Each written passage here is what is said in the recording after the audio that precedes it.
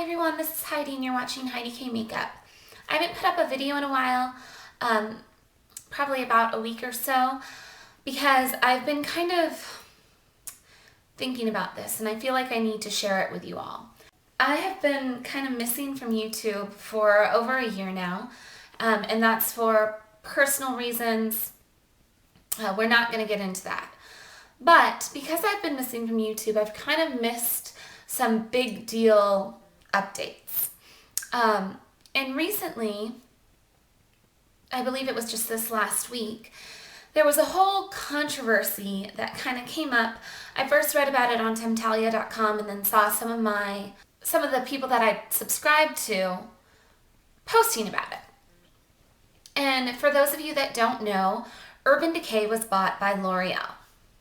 So I saw that and I was kind of like, okay, whatever. L'Oreal owns a lot of things. They own, like Lancome and Maybelline and CoverGirl and all kinds of stuff. So whatever, makeup companies buy each other. But the issue that came up was Urban Decay's animal testing policy, because Urban Decay has been kind of this really anti-animal testing giant of the beauty world for years now. A couple years ago, they came out with like a vegan palette, and they have the little bunny on it that says that it's cruelty-free. But L'Oreal tests on animals. So there was this whole controversy about it. All that is to say, I'll talk a little bit about that a little more at the end of this, but all that is to say, I suddenly got to thinking about animal testing. And I'm sure this video is going to be a little controversial and it's going to get a lot of hate, or maybe not, because not very many of you watch my channel. But I felt compelled to let you guys know. I have come to the conclusion that I am no longer going to purchase brands that test on animals. I have featured, in fact, I believe my last video was my favorites video. I featured tons of brands that test on animals in the past. I've never really given it much thought, to be honest. And for the record, I'm not vegan. I'm not even a vegetarian. And I guess I always lived my life kind of thinking of the philosophy that, okay, animal testing means that there's a rabbit somewhere wearing mascara. And in my brain, if I can wear mascara, a rabbit can wear mascara. So I don't see how that's cruel. But in light of the L'Oreal Urban Decay controversy, I kind of looked into it a little bit more. And that's not the reality of what happens. I'm going to talk for a minute about the reality of what does happen. And I'm going to try not to be too gruesome and not have, I'm not going to have pictures or anything like that. But I think it's important to know, and knowing this information is what made me come to this decision. Brands that test on animals do things like, there's an eye sensitivity test, and they use bunnies, and they'll not just put mascara or eyeliner on the bunny, which is what was happening in my mind when I thought of animal testing, but they take the ingredients and pump it into the bunny's eye. And the bunny is restrained during this. And that's the rabbit's entire life, is just constantly getting painful chemicals pumped into their eye. And then for me, the real horrible one is the lethal dosage test, which is one where they force feed animals, and not just rats and mice, but rabbits and kittens and puppies and monkeys, force feed them the chemicals that go into our products. So be it our hairspray or our eyeshadow or foundation or whatever, force feed it into their stomachs until the goal is 50% of the animals have to die. So they are perpetually fed these chemicals until 50% of the animals die. So their whole job is to die, basically. I can't be okay with that. I just can't.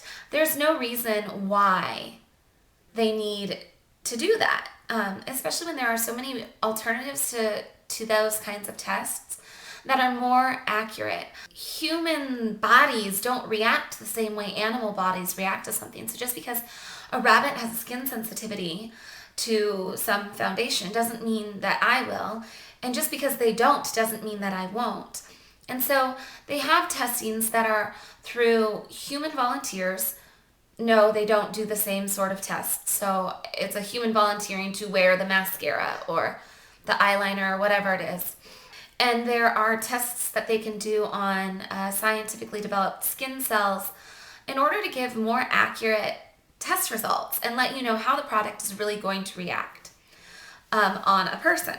So, especially in light of the fact that in the United States, there's no legal reason to test on animals. There's no law that says you have to.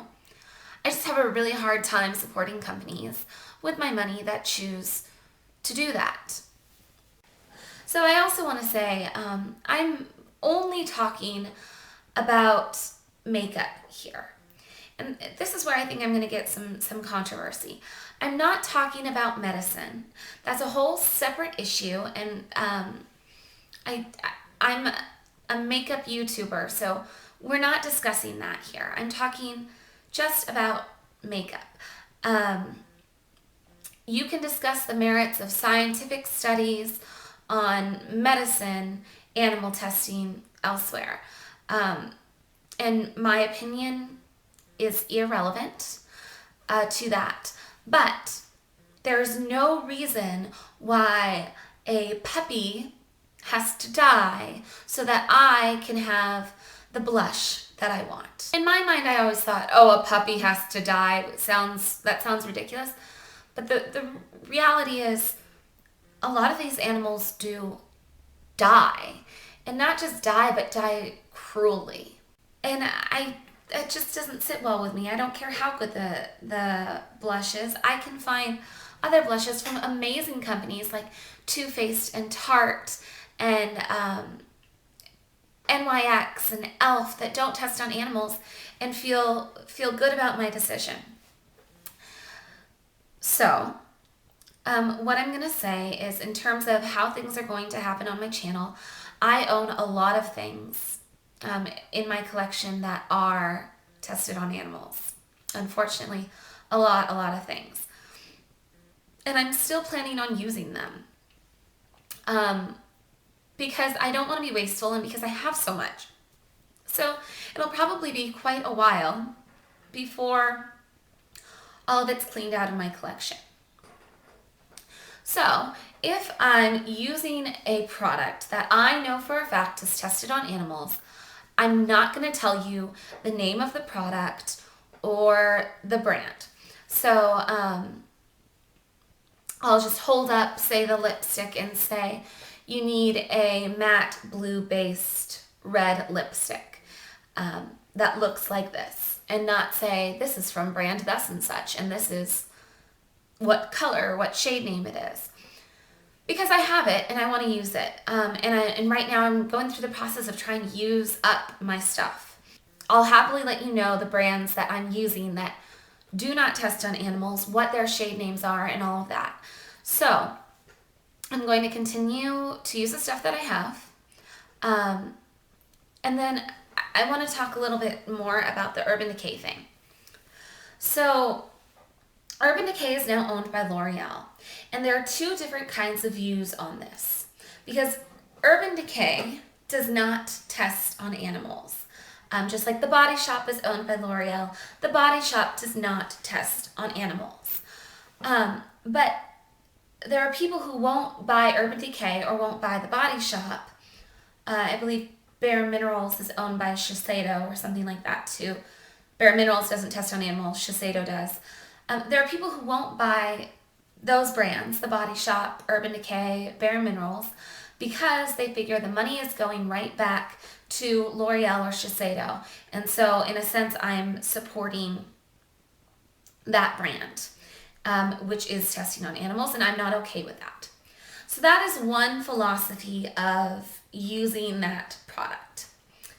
The other philosophy is Urban Decay is owned by L'Oreal, but Urban Decay itself does not test on animals. The ingredients that are in Urban Decay is not tested on animals, and the products themselves are not tested on animals.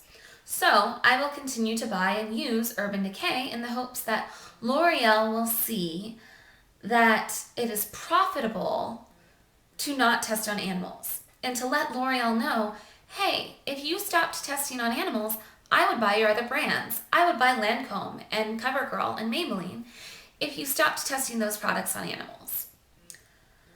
So those are kind of the two philosophies.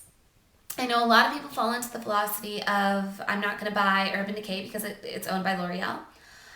Personally, this is my personal decision, and I know I'm probably going to get flack for this, but this is what I'm going with. I'm willing to buy the brands that don't test on animals but are owned by a parent company that does. And the reason for that is I am of the belief that those brands will hear us. And maybe I'm an idealist, but I'm hoping that they'll change their mind. So whenever I use a brand that I know is owned by a parent company that does test on animals, I will also try to let you guys know that. I'm not trying to make decisions for you guys, and I know that I'm probably going to get some dislikes on this. And I know that people are also say, well, if you're not going to buy, if you're going to buy cruelty-free, then you can't drink milk anymore either, or eat meat, or, use medicine that's been tested on animals, or whatever it is. That's not what this is about. I'm doing one thing that I feel like is good for animals and good for the world. And I think that if everyone did just something good, even something as simple as today, or so the next time I buy a foundation, I'm going to choose to buy a cruelty-free foundation instead of the one I usually buy. It will make a difference. And so if everyone does just one little thing, it will make a difference. And it's not about turning our entire lifestyles completely upside down. So I'm sure I'll get comments like that, and that makes me sad. But this is my heart, and this is the truth, and I want you guys to see kind of what's happening, kind of why there's a couple of changes that are going to be happening on my channel. I'm going to try not to have it affect anything in terms of what I actually do. I'll still do tutorials and favorites and all that sort of stuff, but it'll just be cruelty-free things. And I'm not going to try to be in your face about it. And I also cannot be the resource of, oh, let's go watch Heidi Kim makeup to see if this brand or this brand is cruelty-free. Because even some of the awesome channels that I've watched will include brands that at the time are cruelty-free, but now aren't. So, for example, Cosmetic Courtier has stuff on her channel from MAC from a while back. Well, MAC didn't used to test on animals, and now they do. But if I look at her channel and see, oh, she's using MAC, I might think, oh, I can go buy MAC because MAC doesn't test on animals. They didn't test on animals, now they do. And so YouTube is not the most reliable source to learn about animal testing. There are lists, and you've got to do your own research. And that was the thing that was so overwhelming when I came to this decision. The research and my own kind of idea of what brands are cruelty-free and what brands aren't cruelty-free. And it's hard to tell, and brands like to hide it. And so emailing companies and checking lists like the Leaping Bunny list and the PETA list. For the record, I'm not super advocating PETA, but the PETA list lets you know brands that for sure do test on animals, and at least at the time the list was made, brands that they don't believe test on animals, as well as blogs and other things, and doing your own research, because I don't want to be responsible for being the person that you all come to, for what is cruelty-free and what's not. That being said, if I use a product and I mention it by name in my video, and you know for a fact that it's tested on animals, I would appreciate letting me know nicely in the comments. So saying, hey, just so you know, I think brand X tests on animals. That would be great. What would not be great is, you're a terrible person. How could you possibly use brand X? They're killing bunnies. I do everything with the best of intentions, and I want to know so I know not to buy it again, or so I know to do more research into it. But I also wish to be treated respectfully. And I'm going to try and respect your views and respect everything and not shove my views down your throat. But these are the changes that are happening. That's all. Thank you so much for watching, and I will talk to you guys all hopefully very soon. Bye.